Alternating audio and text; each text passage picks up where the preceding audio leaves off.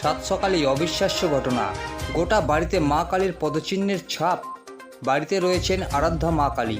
বাড়ির লোকের অনুমান মা কালী গোটা বাড়িতে ঘুরে বেরিয়েছেন, আর সেই পদচিহ্ন স্পষ্ট হয়ে উঠেছে। এই খবর ছড়িয়ে পড়তেই পার্শ্ববর্তী বহু এলাকার মানুষের ভিড় জমাচ্ছেন এই অবিশ্বাস্য দৃশ্যের সাক্ষী হতে। ঘটনাটি ঘটেছে পূর্ব বর্ধমান জেলার মেমারির সাতগেছিয়াতে। সাতগেছিয়া গ্রামের বাসিন্দা চন্দন ব্যানার্জি বেশ কিছুদিন যাবৎ তিনি তার আরাধ্যা দেবীকে মূর্তিরূপে বাড়িতেই পুজো করেন। তার ঘরের মধ্যেই রয়েছেন মা কালী। মঙ্গলবার সকালে তিনি বাড়ির দরজা বন্ধ করে বাড়ি থেকে বেরিয়েছিলেন। এরপর বাড়ি ফিরে তিনি দেখতে পান তার গোটা বাড়িতে পদচিহ্নের ছাপ। তিনি জানিয়েছেন তার বিশ্বাস তার আরাধ্যা দেবী মা কালী গোটা বাড়িতে ঘুরে বেরিয়েছেন। এটা কোথায়?